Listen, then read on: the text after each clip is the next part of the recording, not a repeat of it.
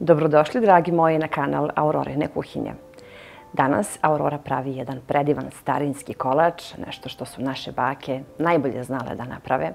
Ja se nadam da ćete da probate baš po mom receptu, jer ovo je originalni recept, zato ostanite sa mnom u nastavku videa i pogledajte. Treba nam 4 žumanca. Treba nam jedan ceo isceđeni limun. 2 kašike prah šećera. Ovdje imam 330 ml piva.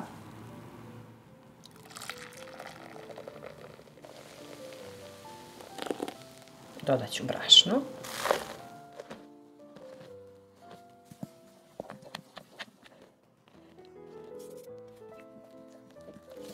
I sad je potrebno samo da zamesimo testo. Ja sam spremila oko 700 grama brašna.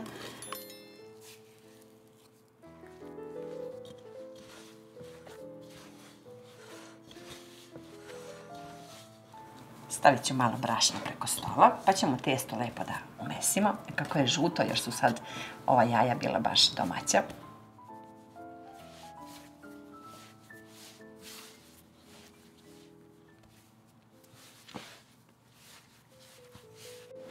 Evo, testo je spremno, stavit ću malo brašna preko stola.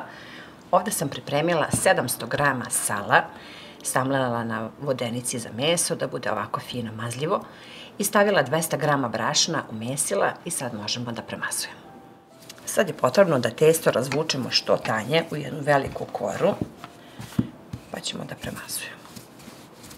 Kao što ste i vidjeli, znači u prave salčiće, onako kako su naše bake radile, ne ide kvasac, stvarno nema potrebe da se stavlja, jer ovdje nije poenta da ove kifle, to je salčići, rastu, nego da budu lisnati. Tako da kvasac uopšte nemojte da stavljate. To onda više nisu salčići, već su to kifle, kao da je ono kiselo testo. Ja sam to već pravila, a ovo su pravi salčići. Možete da stavite belo vino umjesto piva ili domaću rakiju. Ovu količinu sala koju ja imam, ja ću da podelim na 3 dela, pošto ću 3 puta da premazujem. Sad ako vi imate više, možete i više. Što više premazujete, oni su sve više lisnati.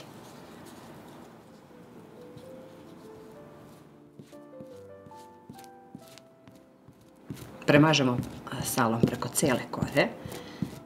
Sad kad sam premazala prvu polovinu testa, idemo do polovine, lepo razvučemo.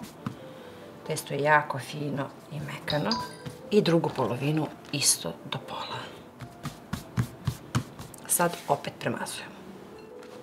Sad kad sam stavila malo i sa ove strane, opet idemo do pola. I drugi deo. Bilo bi poželjno da svaki put kad se preklopi, da se i premaže. Tako će biti lisnatiji i lepši. Ja volim da stavim na svaki deo pomalo. I prebacimo ovaj deo preko. Sad opet ovdje malo sala i na polovinu.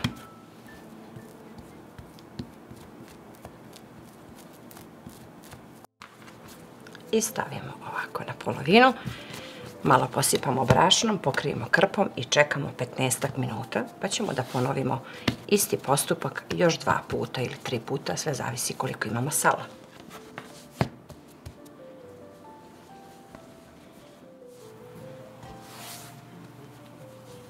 Sad ponovimo postupak isto kao i prvi put. Sad je testo mekano, zato što je stojalo. Isto razvučemo tanko, premažemo i preklopimo.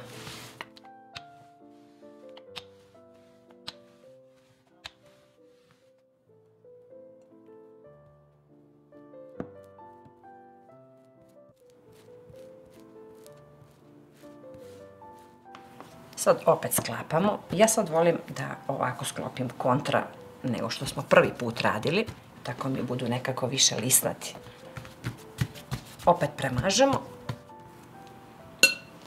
I sad idemo opet do polovine.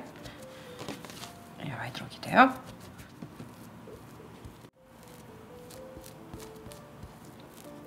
Bar ovako su radile naše bake. Znači uvek kad su preklapale, one su i premazivale.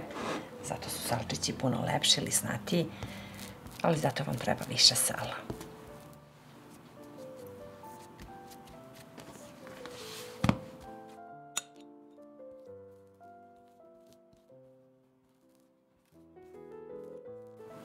Ovo je zadnje preklapanje, to je i treći put. Sad je potrebno isto da pokrijemo krpom i čekamo 15 minuta da se malo testo opusti, a onda ćemo da sečemo i da filujemo sa domaćim džemom od šljiva. Sad onaj najlepši deo, sad ćemo da ih filujemo sa domaćim džemom od šljiva, ali ćemo pre svega da razvučemo testo skroz tanko, manje, znači debljina treba da nam bude manje od 1 cm. Testo je jako lepo i fino, sami vidite da uopšte testo ne raste jer nema kvasa, jer ovo su zapravo pravi salčići, nisu kifle. Tako da, ako pravite po mom receptu, vidjet ćete kad budemo ispekli koliko će da budu šuškavi i lisnati. Evo, sad ću da vam pokažem debljinu, znači nekih 7-8 mm, to je otprilike ta debljina. Ove krajeve uvek morate da odsečete, jer ako ih budete ostavili, neće ovaj deo da vam se razlista, znači salčići. Morate da skinete, znači uvek pomalo ivice. Sad sečemo ovako, stavimo prstiće i sad nekih 4 prsta, a to je nekih 7 cm trake.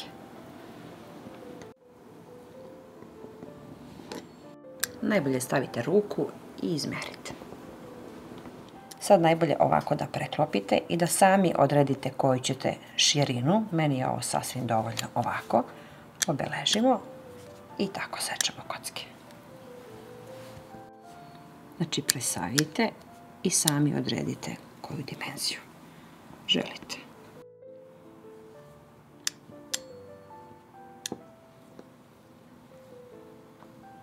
Sad stavljamo po jednu kašičicu džema na sredinu. Ja koristim ovaj domaći od šljiva. Tako ide recept i to su oni pravi domaći salčići. A možete naravno da koristite i drugi džem. Jako bitno za salčiće kako bi se rascvetali i razlistali. Znači nemojte ništa da stiskate, da spajate ove dve strane. Samo lagano spustite i stavite u pleh.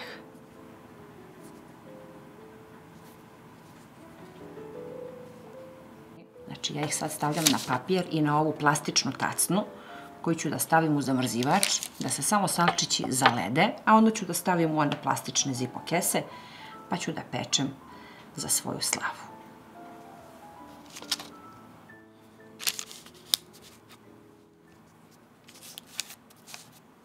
Salčiće pečemo na 250 stepeni prvih 10 minuta, a onda smanjimo na 200 i pečemo još 10 minuta.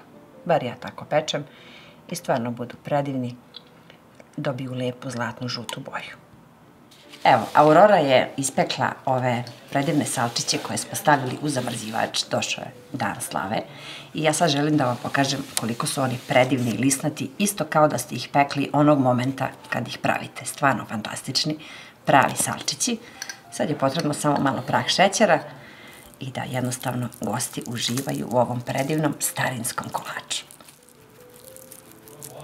Meni su stojali samo 5 dana, tako da sam ih brzo ispekla jer su mi potrebni, a vi možete slobodno da ih napravite i da ih pečete za Božić ili kad je vama potrebno, tako da znate da možete da ih stavite i zaledite i pečete kad vam je potrebno.